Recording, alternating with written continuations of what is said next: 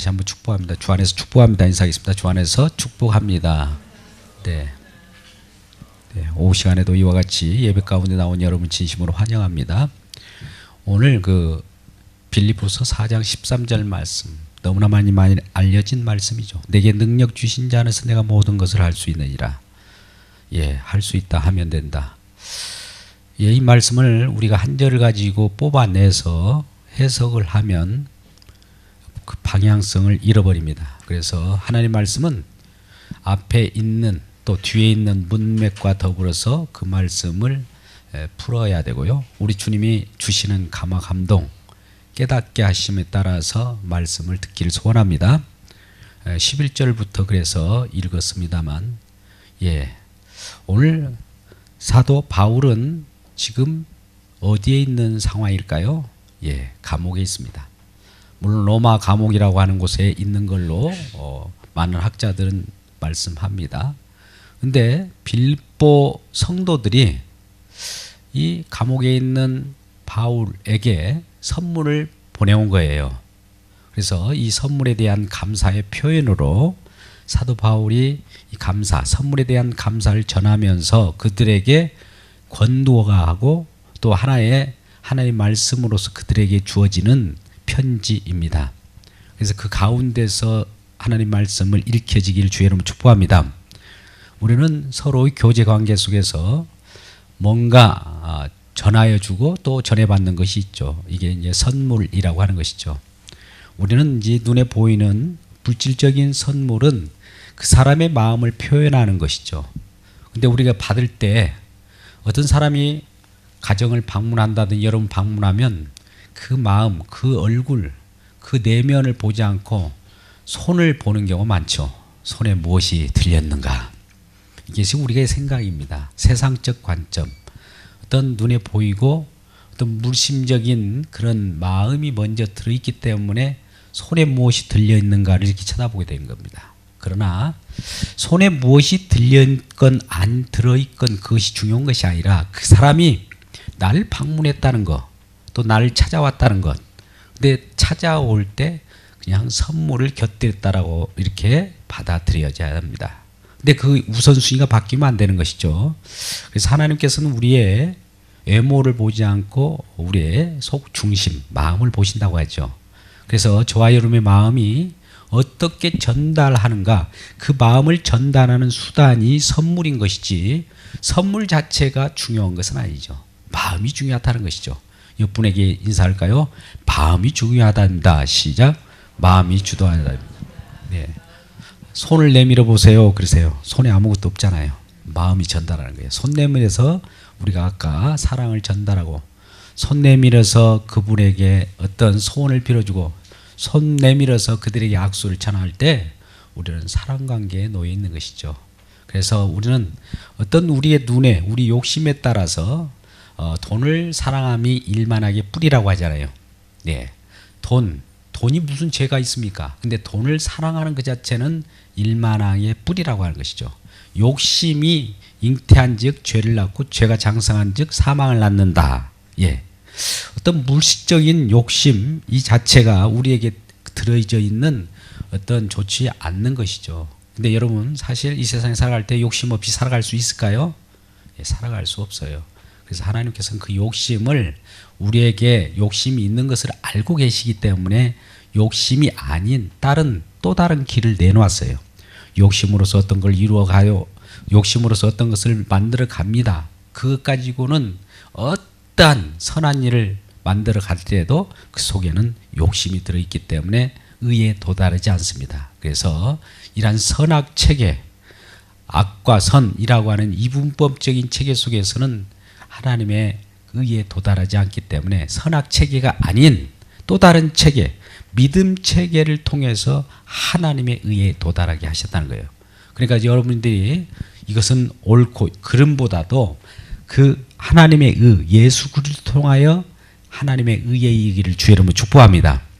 이러한 의를 전하기 위하여 사도 바울은 그 마음 가운데 선물을 보내준 그 빌립보 성도들에게 감당하는 편지를 통하여 요 같은 어떤 내용을 가지고 여러분에게 인사를 하게 되는데, 내가 궁핍함으로 말하는 것이 아니라 어떠한 행편에서든지 나는 자족하기를 배웠다. 예. 궁핍함으로 말하는 거야. 내가 궁핍하기 때문에 여기서 견뎌내고 있어. 그래서 나는 자족하는 거야. 이러기 때문에 이 말을 하는 것이 아니라는 거예요. 우리는 가끔 유명한 어떤 성인이라고 할까요? 성인은 아직 되지 않았어도 좀 높은 경지에 있다라고 하면서 그분들을 이렇게 본받으려고 하는 사람들이 있죠. 인간이죠. 예. 물론 성철이라고 하는 자도 어떤 무소유 뭐 이런 분도 있고, 무소유라고 하는 것이 뭡니까? 자기 자신이 궁핍에 처하는 그 자체, 궁핍에 처하여야 당연하다, 궁핍에 처하여 있는 것이 의다 라고 주장하는 자들이죠. 이건 선악체계예요. 내가 죄를 가지고 있으면서도 궁핍을 처해야 되고 내가 무소유여야만 사람들이 나를 우러러보고 이렇게 함으로써 하나님의 의를 이룰 거야 라고 하는 주장하는 자들이죠. 여러분, 무소유라고 해서 그 욕심이 안 들어있을까요? 무소유라고 하는 자기 결심이지 그 속에는 여러 가지 나는 무소유할 거야 계속 그렇게 어떤 그 자기 수련을 한다 할지라도 소유는 그 속에서 밀려오게 돼 있어요. 왜요? 우리 마음 가운데는 그 한계를 넘어설 수가 없는 거예요. 아무리 해탈 주장해도 해탈할 수가 없는 거예요. 그러다가 마는 것이죠. 해탈을 연습하다가 끝나버리는 겁니다. 그 인생이에요. 그래서 그러한 우리 인간의 선악체계 속에서는 아까 오전에도 말씀드렸다시피 선악을 알게 하는 나무 실과를 먹음으로 말미암아 모든 인간들은 선악체계 속에 있어요. 그래서 날마다 누구에 대해서 이것은 악이야, 이것은 선이야 분별해요. 근데 그 선이라 할지라도 하나님 보시기에는 우리가 선이라고 추구하면서 나가는 그 길도 하나님 보시기에는 악이란 이 말이에요. 그러니까 선이라고 내가 무소유하면 선이겠지. 무소유, 나는 궁핍에 처할 거야. 이렇게 살아가면 이것은 선일 거야 라고 가는 그 길도 하나님의 보시기에는 악이라 이 말이에요. 그 길은 영생을 줄 수가 없어요. 그래서 그 길이 아닌 믿음으로 예수 그리스도를 통하여 얻는 그 의밖에 없다는 겁니다. 그 길은 뭘까요? 십자가 길밖에 없는 것이죠. 이 길에 대해서 하나님께서는 사도 바울을 통하여 오늘 어떠한 풍부에 처하든지 궁핍에 처하는지 궁핍이든 풍부든 아무 관계가 없다는 거예요. 이 궁핍에 매여서도 안 되고 풍부에 매여서도 안 된다는 것이죠. 매이지 않는 것을 일체의 비결을 배웠다고 하는 겁니다. 우리는 그래서 어떤 금욕주의자가 대단하잖아요. 이것 저것 다 끊고 먹는 것도 금식도 하고 그러면서 그 금식 자체가 의가 되면 안 되는 것이죠. 그래서 대부분 금욕주의자, 이 무소유 이런 것들도 정말 하나님 말씀에 보면은 그것 자체도 악이다 이 말이죠. 또 반대로 우리가 물질, 지상주의, 어떤 우리가 가지고자 하는 그러한 것들 욕심 있지 않습니까? 뭔가 우리의 꿈을 이루려고 하는 것이 이 세상적인 번성과 번영 이런 것들로 풍부에 처하면서 풍부만이 선이다 라고 한다면 이것도 문제가 됩니다. 여러분, 풍부가 선입니까? 이 세상에 풍부한 것 때문에 세상 악인의 형통함으로 말미암아 영혼이 멸망하는 자들도 있어요. 그러니 악인의 형통함인가?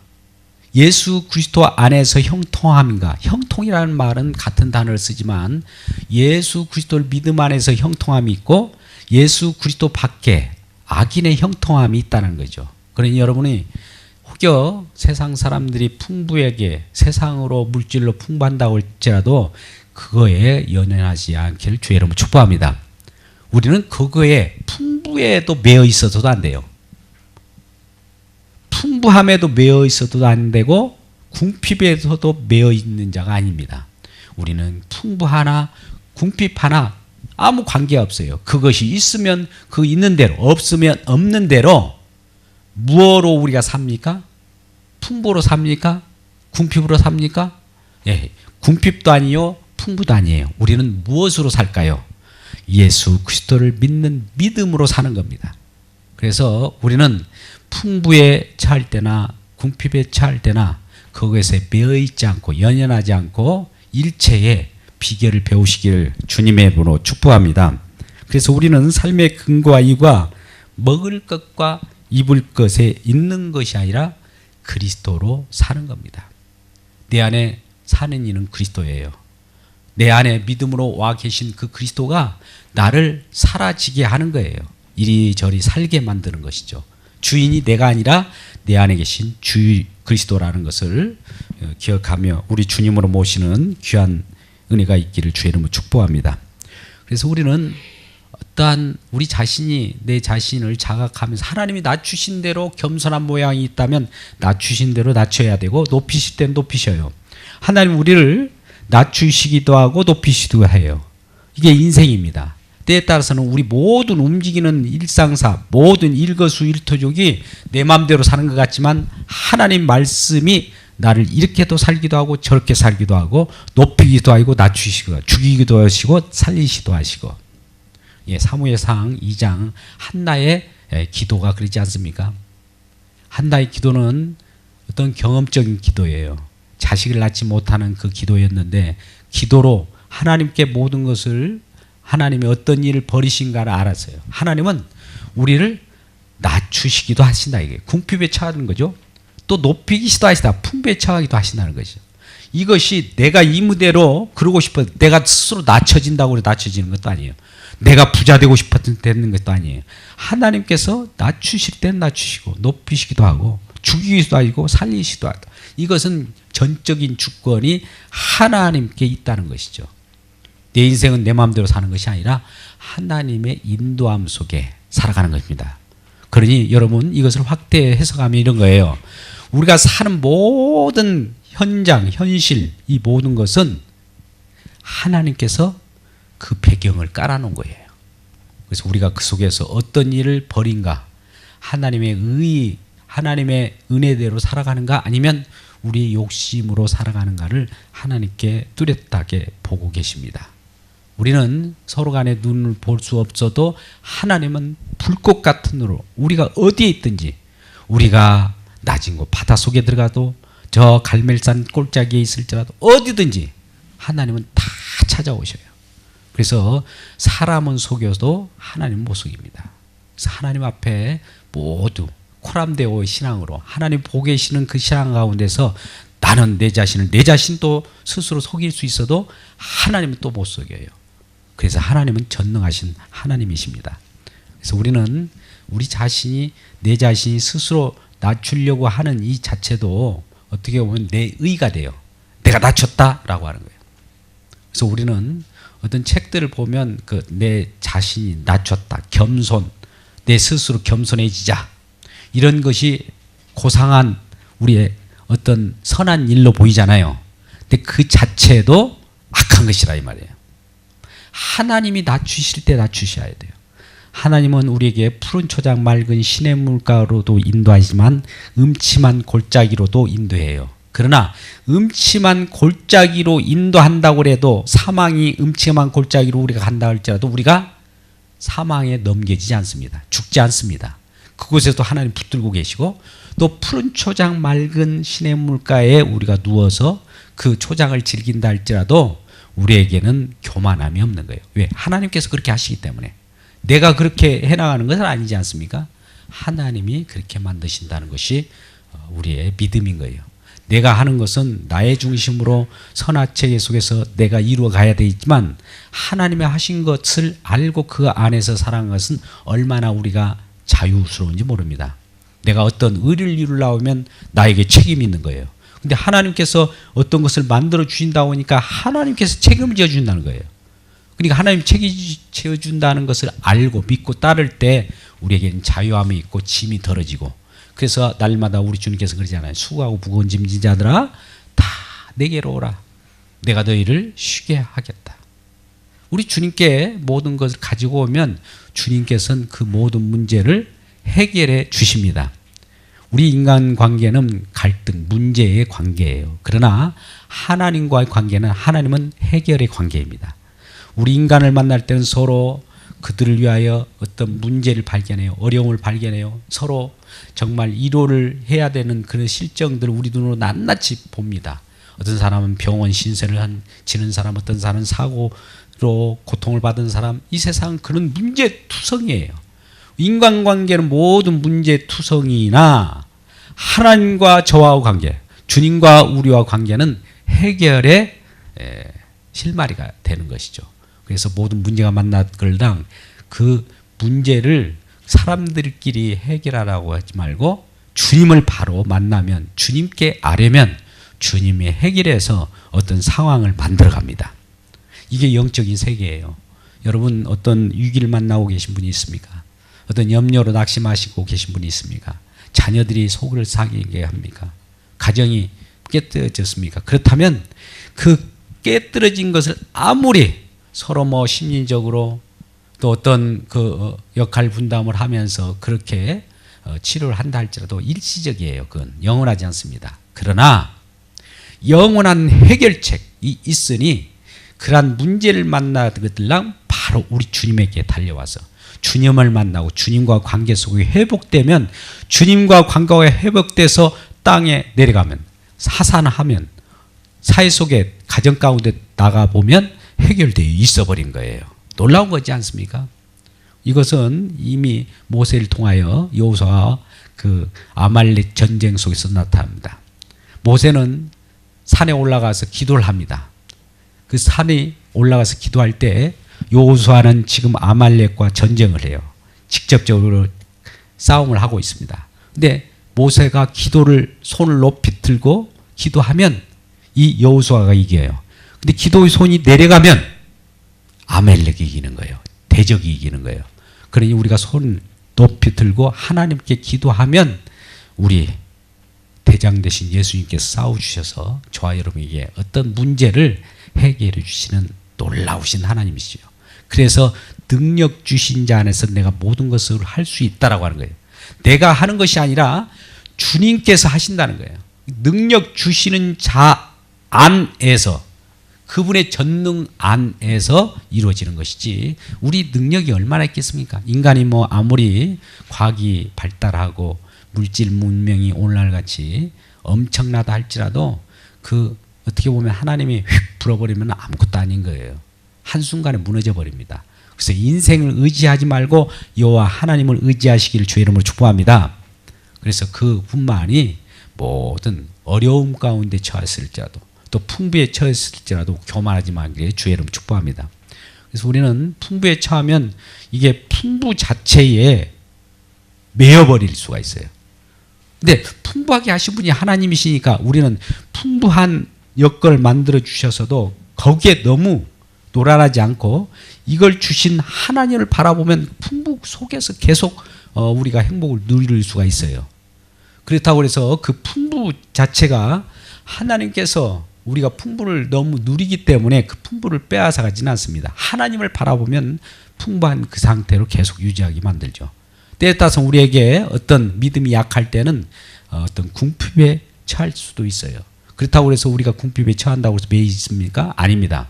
지금 사도 바울은 감옥에 있어요. 감옥에 있는데도 불구하고 뭔가 매인 상태잖아요. 그런데도 불구하고 기뻐하는 거예요. 왜요? 그리스도 한 분만으로 교제하며 한 분 그 창조주 되시고 우리를 구원주 되시고 모든 온 천하를 지금 운행하시고 지금 움직이시는 그분이 함께 계시기 때문에 그 감옥에 갇혀 있는 그 매인 상황 같이 느껴지는, 세상 사람들은 다 매였다고 하지만은 자기 자신 사도 바울은 매인 것으로 여기지 않는다는 것이죠. 그 감옥을 뭐 뛰어넘나듯이 뭐 실질적으로 착고에 차일 수도 있고 그러지만 착고에 차인 것이 차인 것으로 여기지 않습니다. 왜요? 하나님이 함께 계시기 때문에 그래요. 그래서 우리의 주변에 어떤 상황이 우리의 곤란이 온다 할지라도 우리는 그것에 매이지 않기를 주님의 이름으로 축복합니다. 그래서 12절에는 나는 비천에 처할 줄도 알고 풍부에 처할 줄도 알아. 이 비천에 처할 줄도 알고 풍부에 처할 줄도 안단 말이죠. 그것은 비천에 처할 줄 알 때 내가 왜 이러지? 내가 왜 이렇게 궁핍하지? 나는 왜 이러지? 무슨 하나님께 잘못을 해서 내가 이같이 비천에 처했는가? 이거 여기에 매이지 않길 주님 축복합니다. 하나님께서는 예비된 축복을 가할 때는 어떤 큰 걸 주시려고 하면 한때 우리를 테스트하는 경우가 있어요. 이 테스트는 유혹이 아니라 우리들에게 믿음의 분량을 높이기 위하여 잠깐 테스트한 겁니다. 궁핍에 처했다고 해서 우리 원망하지 않을 때 하나님 이러한 궁핍한 가운데서도 감사합니다. 이렇게 하면 하나님께서 우리들에게 우리의 있어야 할 것을 다 알고 계세요. 오늘 같은 빌립보서 4장 6절 말씀 한번 볼까요? 이런 표현이 너무나 잘하는 말씀입니다. 아무것도 염려하지 말고 모든 일에 기도와 간구 너희 감사함을 하나님께 아뢰라. 왜 감사가 될까요? 내가 어려운데 왜 감사를 합니까? 예, 감사하게끔 하나님 먼저 우리들에게 감사하는 조건을 제시한 거예요. 왜? 예비대 축복을 가지고 기다리고 계신 거죠. 그러니까 염려하지 말고 감사함으로 아뢰봐. 감사함으로 감사기도 해봐. 그러면 하나님께서 그 마음과 평강과 생각을 다 지키시고 그 흔들림 없는 그 길을 가게 하신다는 겁니다. 그럴 때 우리 속에는 기쁨이 넘치고 하나님의 능력 주신 자 안에서 모든 것을 할 수 있다. 견딜 수 있다는 것이죠. 여기서 모든 것이라고 하는 것은 잘 보십시오. 그 예수 그리스도 안에서 모든 것을 할 수 있다 하니까 우리는 생각하기에 모든 일? 그래. 내가 생각하는 모든 일을 생각하잖아요. 그죠? 성경 말씀은 우리에 대한 얘기일까요? 하나님에 대한 말씀일까요? 하나님에 대한 말씀이에요.